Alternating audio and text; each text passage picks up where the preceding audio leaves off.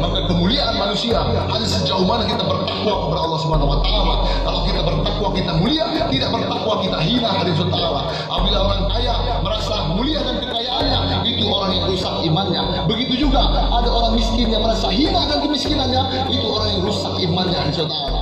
Kalau kita bertakwa kita akan mulia sisi Allah Subhanahu wa taala. Walaupun kita narapidana dibandingkan polisi yang nangkap kita, dibandingkan jaksa yang menuntut kita, dibandingkan hakim yang mengadili kita, dibandingkan presiden sekalipun, kalau mereka tidak bertakwa, kita bertakwa, kita lebih mulia daripada mereka. Betul. Sejauh mana kita beriman.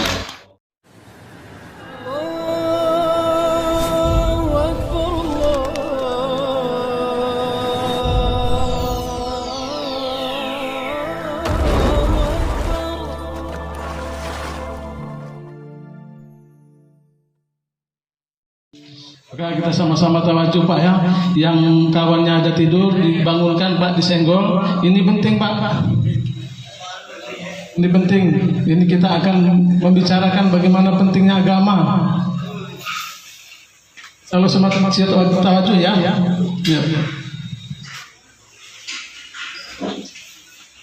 Sorban. Assalamualaikum warahmatullahi wabarakatuh. Bismillahirrahmanirrahim. Innal hamdalillah nahmaduhu wa nasta'inuhu wa nastaghfiruh wa nu'minu bihi wa natawakkalu 'alaihi wa na'udzu billahi min shururi anfusina wa min sayyiati a'malina. May yahdihillahu fala mudilla lahu wa may yudlil fala hadiya lahu. أشهد أن لا إله إلا الله وحده لا شريك له وأشهد أن محمدا عبده ورسوله لا نبي بعده. اللهم صل على سيدنا محمد وعلى آله وصحبه أجمعين. أما بعد. فقال الله تعالى في كتابه الكريم: أعوذ بالله من الشيطان الرجيم. قل يا عبادي الذين أسرفوا على أنفسهم لا تقنطوا من رحمة الله إن الله يغفر الذنوب جميعا إنه هو الغفور الرحيم. وقال رسول الله صلى الله عليه وسلم: الناس معادن كمعادن الذهب والفضة فخيارهم في الجاهلية خيارهم في الإسلام إذا فقهوا أو كما قال رسول الله صلى الله عليه وسلم. Hadirin tuan-tuan yang dimuliakan oleh Allah Subhanahu wa taala. Bersyukur kita kepada Allah Subhanahu wa taala. Saking besar dan agung, saking banyaknya nikmat Allah Subhanahu wa taala terhadap seorang hamba. Terkadang seorang hamba itu sampai-sampai dia dilupa. Dia tidak sadar bahwasanya dia sudah diberikan nikmat itu oleh Allah Subhanahu wa taala. Kapan seorang hamba ini tahu? Kapan seorang hamba ini sadar bahwasanya dia sudah diberikan nikmat itu telah lama oleh Allah? Tatkala nikmat itu dicabut lagi oleh Allah SWT. Maka hari SWT orang yang sehat tidak tahu nikmat sehat, tidak sadar dia diberikan nikmat sehat. Dia sadar ketika hari SWT nikmat sehatnya dicabut oleh Allah, sakit dia, baru dia sadar bahwasanya dia sudah lama mendapatkan nikmat sehat. Maka hadirin dimuliakan oleh Allah SWT. Allah SWT ini Rabb kita, Tuhan kita, Arhamur Rahimin, Maha Pengasih di antara pengasih. Dan kasih sayang Allah Subhanahu wa taala ini 70 kali melebihi kasih sayang seorang ibu kepada anak-anak. Dalam satu peristiwa hari SWT, satu perperangan, banyak daripada tawanan-tawanan perang saat itu. Di antara itu ada beberapa tawanan itu seorang wanita. Maka wanita itu mencari sesuatu di bawah, mencari sesuatu. Ternyata dia mencari bayinya. Ketika bertemu dengan bayinya, maka didekapkan dia susui bayi tersebut. Maka melihat ditampakkan kejadian seperti itu, maka Rasulullah SAW sabdakan, katakan, bertanya para sahabat, wahai sahabatku, menurut pendapat kalian, tegakah bayi ibu itu melemparkan bayinya ke dalam api? Maka kata sahabat, ya Rasulullah, jika memang tidak ada cara lain, itu kita akan tega. Maka kata Rasulullah SAW, sesungguhnya Allah SWT sayang, sesungguhnya Allah SWT cinta kepada kita, para hambanya, 70 kali daripada kasih sayang seorang ibu tadi kepada bayinya. Apakah Allah SWT? Maka sebenarnya Allah SWT tidak menghendak, tidak menginginkan kita dilempar dalam neraka. Maka kasih sayang Allah SWT hadirin, sehingga Allah SWT seru kita di hamba-hamba yang berdosa. Karena hakikatnya kita berdosa. Semuanya di SWT kita ini berdosa. Tidak ada manusia yang hidup saat ini tidak dosa, kecuali anak-anak kecil saja. Kita ditunggu oleh Subhanahu wa taala. Apa kata Allah? Qul ya ibadiyallazina asrafu ala anfusihim. Katakan pada hamba-hambaku yang melampaui batas ikut nafsu mereka. Katakan pada Allah, kata Allah, kepada para perampok-perampok itu, katakan pada pembunuh-pembunuh itu, katakan pada pecandu-pecandu narkoba itu, katakan pada penjahat-penjahat itu. Apa kata Allah? La taqnatu min rahmatillah. Jangan pernah putus asa dari rahmat Allah. Innallaha yaghfiru dzunuba jami'a. Sesungguhnya Allah mengampuni semua dosa. Tidak ada dosa yang tidak diampuni oleh Allah Subhanahu wa taala. Kasih sayang Allah Subhanahu wa taala ini luas, tidak terbatas dari saudara. Sebelum diciptakannya dosa atau pahala, sebelum diciptakannya surga ataupun neraka, nama Allah sudah Maha Rahman, nama Allah sudah Ar-Rahman Ar-Rahim, nama Allah sudah Maha Pengasih, Maha Penyayang. Maka kasih sayang Allah itu luas, tak ada batasnya, saudara. Jadi perkara taubat dari saudara bukan bercerita tentang dosa kita ini sedikit atau banyak, bukan bercerita tentang dosa kita ini kecil atau besar, tapi tentang bagaimana kita ini mau atau tidak kembali kepada Allah Subhanahu wa taala. Maka hadirin yang dimuliakan oleh Allah Subhanahu wa taala, Allah Subhanahu wa taala berjanji menolong seorang hambanya yang menghambakan dirinya betul-betul kepada Allah Subhanahu wa taala. Maka hari Subhanahu wa taala pertolongan Allah hanya akan diberikan oleh Allah kepada orang-orang yang menyerah kepada Allah. Maka pada dasarnya hadis Allah, sifat manusia ini hanya 4 saja. Sifat manusia hanya 4 saja. Kalau dia beriman itu namanya mukmin, dia lemah imannya namanya fasik, dia pura-pura beriman namanya munafik, dia tidak beriman namanya kafir. Maka janji Allah Subhanahu wa taala hanya akan menolong orang-orang yang beriman kepada Allah. Sejauh mana dia menghambakan dirinya kepada Allah, sejauh itu Allah akan bertolong Allah. Maka berharap kita hanya kepada Allah saja. Kita bergantung hanya kepada Allah. Jangan pernah bergantung pada siapapun di dunia ini. Jangan pernah bergantung pada siapapun. Karena bayangan kita pun akan meninggalkan kita ketika datang kegelapan mustahil. Maka bayangan pun akan meninggalkan kita. Maka bersandar dan bergantung berharap hanya kepada Allah. Semakin besar pengharapan kita kepada selain Allah, maka semakin besar kekecewaan akan menghantam kehidupan kita. Maka akan sakit dan saudara akan kecewa apabila kita berharap kepada selain daripada Allah. Sampai kata Sayyidina Ali radhiyallahu anhu, aku pernah mengalami kepahitan dalam hidup, namun yang paling pahit ialah berharap kepada manusia. Maka hari Subhanahu wa taala kita belajar berharap hanya kepada Allah. Karena yang bisa menyayangi kita hanya Allah SWT. Karena yang bisa menolong kita hanya Allah SWT. Tidak ada lebih bisa mengasihi kita kecuali Allah Subhanahu wa taala. Maka hadirin dimuliakan oleh Allah Subhanahu wa taala, sebenarnya kita ini semua pendosa. Saya juga bukan orang baik, bukan. Saya baru belajar baik dan memperbaiki kesalahan dan belajar menyampaikan kebaikan. Kenapa? Karena hakikatnya kita ini pendosa. Semua manusia ini pendosa. Sampai-sampai kata Rasulullah SAW, kullu bani Adam khata'. Seluruh anak cucu Adam itu, setiap anak cucu Adam itu pasti bersalah. Wal khairu khata'in at-tawwabun, kata Rasulullah. Dan sebaik-baik orang yang bersalah, sebaik-baik orang yang berdosa, ialah yang kembali taubat kepada Allah Subhanahu wa taala. Maka hadirin bukan SWT, sebenarnya kita ini sama-sama pendosa. Bahkan surga dan neraka pun oleh Allah ciptakan untuk para kita berpendosa. Surga untuk pendosa, neraka pun untuk pendosa. Cuma perbedaannya, surga diciptakan oleh Allah untuk pendosa-pendosa yang taubat daripada dosanya, sementara neraka diciptakan oleh Allah untuk pendosa-pendosa yang sombong dan bangga dan dosa-dosanya.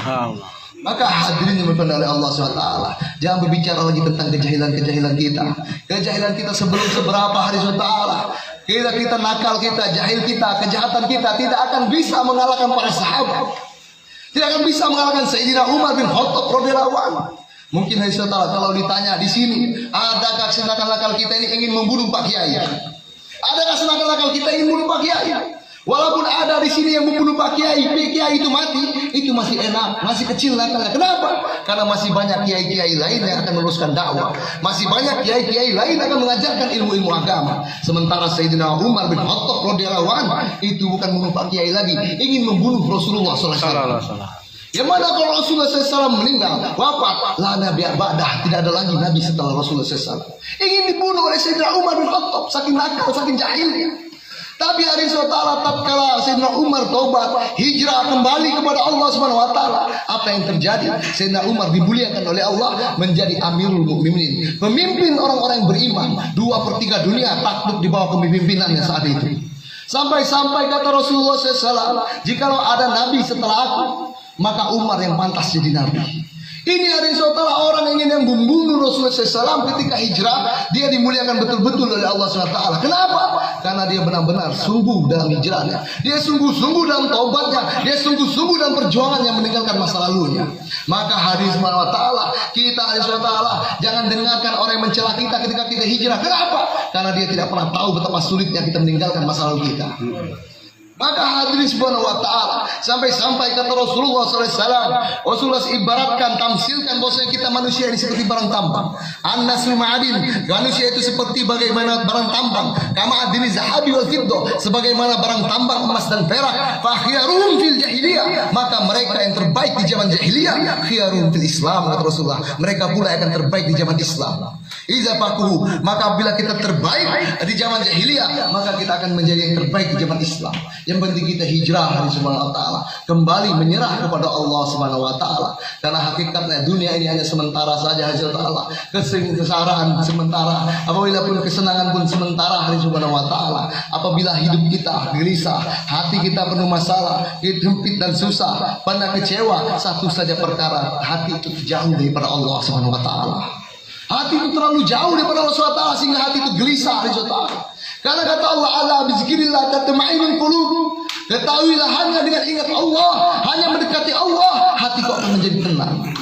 Maka hadirin subhanahu wa ta'ala, kita bisa tahu Nabi Ibrahim berada di dalam api dari subhanahu wa ta'ala. Dia menjadi manusia yang paling bahagia. Kenapa? Karena hatinya dekat kepada Allah subhanahu wa ta'ala. Kita menderita karena dosa-dosa kita jarang bersujud kepada Allah. Jarak antara masalah dan jalan keluar, solusi jalan keluar, hanya sejauh mana dahi kita menyentuh bumi saja hadirin ta'ala. Ternyata kita ini jauh lama kita tidak bersujud kepada Allah subhanahu wa ta'ala. Memang hadirin subhanahu wa ta'ala, agama sepertinya tidak penting ketika di dunia ini. Kenapa? Karena tidak tahu fungsinya. Karena hadirin subhanahu wa ta'ala, ulama kita bagi tahu bahwasanya kita manusia ini diciptakan oleh Allah subhanahu wa ta'ala sebagai sebaik-baik bentuk penciptaan, untuk dijadikan kekal selama-lamanya. Berbeda seperti Allah ciptakan matahari, bulan, bintang, gunung, langit, bumi, suatu saat itu akan dihancurkan oleh Allah SWT. Sementara kita manusia akan dibuat kekal oleh Allah SWT. Maka kita hadirin SWT manusia menjalani 5 daripada alam perubahan hadirin SWT. Daripada alam-alam perubahan hadirin SWT. Alam dunia ini yang kita pijak saat ini bukan alam yang pertama, ini alam yang ketiga.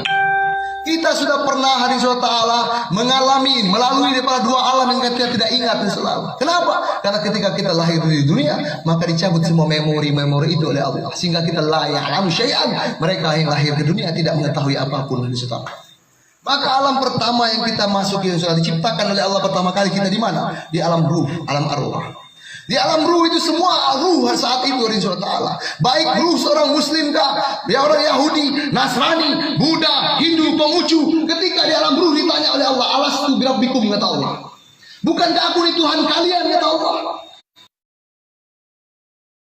Dipindahkan oleh Allah ke alam yang kedua, yang mana alam ini hanya diberikan oleh Allah SWT kepada satu makhluk yang namanya wanita, yaitu alam rahim oleh Allah.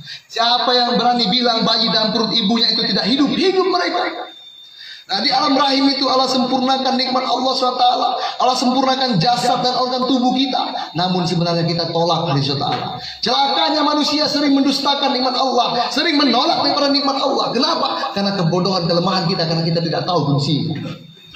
Ya, kita diciptakan tangan oleh Allah, kita tolak tangannya Allah, aku tidak butuh tangan. Diciptakan lagi kaki, ya Allah, aku tidak butuh kaki Allah. Ketika di alam rahim kita bilang kita hanya butuh ari-ari ini saja. Karena bayi dan makan dan minum dari ari-ari itu. Saripati yang dimakan dan minum oleh ibu kita maka diserap dan ari-ari. Semua dokter insya Allah tahu. Maka hadirin subhanahu wa ta'ala, dengan ari-ari ini sepertinya berfungsi, maka kita berkata kepada Allah, ya Allah, aku butuh ari-ari ini saja ya Allah. Dengan ini aku makan, dengan ini aku berjaya, dengan ini aku menang. Maka aku butuh ini saja ya Allah, aku tidak butuh yang lain. Aku tidak butuh mata, hidung, telinga, aku tidak butuh tangan, kaki. Maka hari subhanahu wa ta'ala, ketika kita dipindahkan ke alam yang selanjutnya, baru kita sadar fungsinya. Ketika hari subhanahu wa ta'ala pindah dari alam kedua ke alam yang ketiga, dari alam rahim, lahir kita ke dunia, maka apa yang dipisahkan oleh Allah subhanahu wa ta'ala dari tubuh kita pertama kali? Sekarang bayi itu belum sempat diazani, belum sempat nangis, sudah dipotong tali pusatnya. Dipisahkan ari-ari yang katanya bermanfaat, dipisahkan dari tubuh kita. Apa yang kita bawa ketika di dunia, yaitu nikmat-nikmat yang kita ingkari ketika dalam rahim. Tangan, kaki, hidung, mulut, telinga, baru kita tahu fungsinya ketika di alam dunia. Dan hari ini ya Allah, di alam dunia ini, maka kita akan masuk ke alam keempat dan alam kelima. Alam keempat itu alam kubur, yang alam kelima alam akhirat, alam pembangkitan. Maka di alam dunia ini Allah berikan kita nih satu nikmat dari Allah yang celakanya kadang-kadang kita tolak nikmat itu. Kenapa? Karena tidak tahu fungsinya. Allah berikan kita sholat, Allah berikan kita puasa, Allah perintahkan kita zikir, baca Quran, dakwah, puasa, zakat, haji, semua dalam bentuk agama. Allah berikan kita nikmat agama. Namun hari Allah celakanya karena bodoh dan lemahnya pemahaman kita tolak. Ya Allah, aku tidak butuh sholat ya Allah. Untuk apa sholat ya Allah?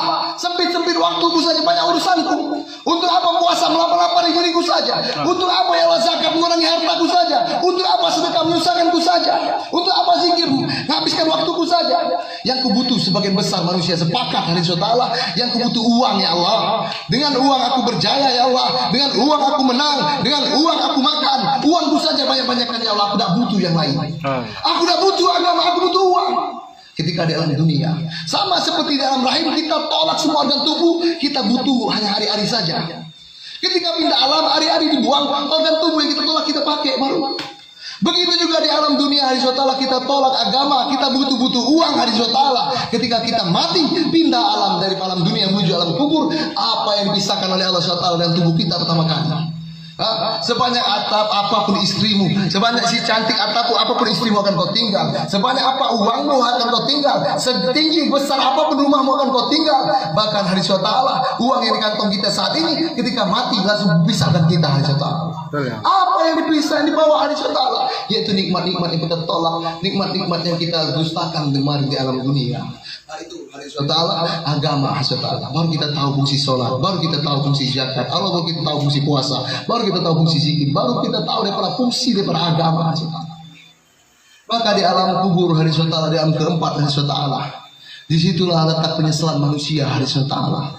Maka hari Allah walaupun kita lihat mungkin kubur itu tenang-tenang saja, bagus, bersih, dipercantik lagi dengan keramik-keramik hari Allah. Cuma di balik itu orang-orang yang menolak agama, orang-orang yang mendustakan agama, orang-orang yang meremehkan agama, menangis kepada Allah SWT, pengen dibangkitkan lagi ke dunia untuk sujud kepada Allah.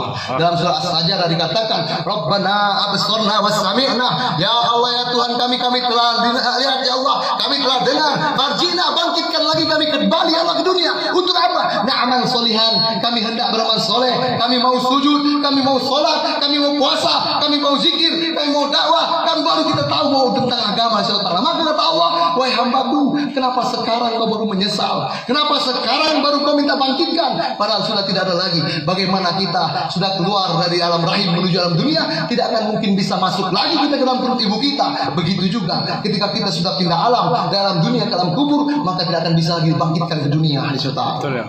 Maka setelah semua manusia itu mati hari SWT, sebagai kubur, maka dipindahkan oleh Allah SWT ke alam yang kelima, yaitu alam akhirat hari SWT.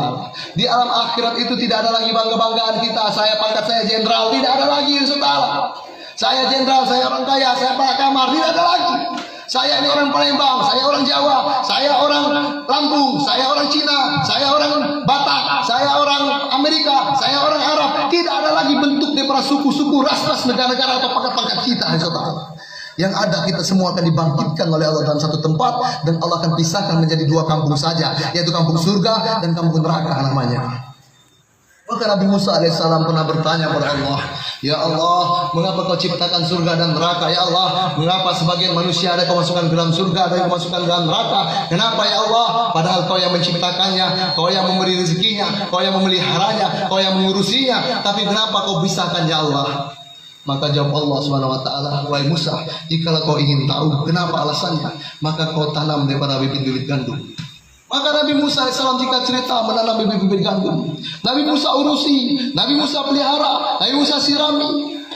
Setelah waktunya tumbuh Allah panen, maka diperintah oleh Allah SWT untuk panen. Nabi Musa sekarang panen gandum yang kau tanam kemarin. Maka Nabi Musa panen, Nabi SWT diambil yang bagus-bagus, dikumpulkan oleh Nabi Musa, dimasukkan dalam karungnya. Sementara dikumpulkan juga yang jelek-jelek, yang ampas-ampas, yang tidak ada isi, dikumpulkan juga Nabi Musa bakar dalam api. Maka ditanya oleh Allah, wahai Musa, kenapa kau pisahkan? Ada yang kau masukkan dalam karungmu, ada yang kau bakar. Kenapa Musa? Padahal kau yang menanamnya, kau yang mengurusinya, kau yang memeliharanya, kau yang menyiraminya. Kenapa wahai Musa? Jawab Allah. Maka kata Musa alaihissalam, ya Allah, sesungguhnya yang bagus-bagus ini bermanfaat, bisa kugunakan kubawa pulang. Sementara yang jelek-jelek ini, yang ampas-ampas ini, yang busuk-busuk ini, maka tidak ada gunanya, jadi aku bakar saja di api. Maka kata Allah, wahai Musa, sekarang kau sudah tahu kenapa aku ciptakan surga dan neraka. Yang berguna bagi Allah SWT akan dimasukkan ke dalam surga, sementara yang tidak ada isi, yang ampas-ampas, yang busuk-busuk, yang buruk-buruk akan dibakar oleh Allah SWT dalam neraka. Yang tidak mau sujud kepada Allah akan dibakar oleh Allah. Yang tidak mau mentauhidkan Allah akan dibakar oleh Allah SWT. Yang menolak agama akan dibakar oleh Allah SWT. Maka dunia ini insya Allah tempat kita menanam, akhirat tempat kita menuai. Dunia ini tempat kita perjuangan, bagaimana kita bisa selamat di alam-alam selanjutnya. Dunia hanya sementara saja insya Allah. Hidup kita, umur kita 60-70 tahun saja kata Nabi. Setelah itu kita akan mati insya Allah. Maka pangkat akan selesai, maka kawan-kawan itu akan selesai, semuanya akan selesai, dan kita tinggal kita dan iman dan amal kita yang menemani insya Allah. Sejauh mana kita beriman dan bertakwa kepada Allah Subhanahu wa taala, sejauh itu kita akan mendapatkan ridha Allah Subhanahu wa taala. Maka kami menyeru setelah selesai masa tahanan, minta tolong kepada Allah Subhanahu wa taala. Apabila selesai masa, kami tunggu di medan perjuangan hijrah. Kita sama-sama hijrah, sudah berjumpa di dunia sehingga kita berjuang sama-sama sehingga kita akan berjumpa lagi di surganya Allah Subhanahu wa taala. Amin. Terima kasih sudah menonton dan mampir di channel Yan Akhbar. Jangan lupa like, komen, dan subscribe. Yuk bantu bagikan tayangan yang bermanfaat ini.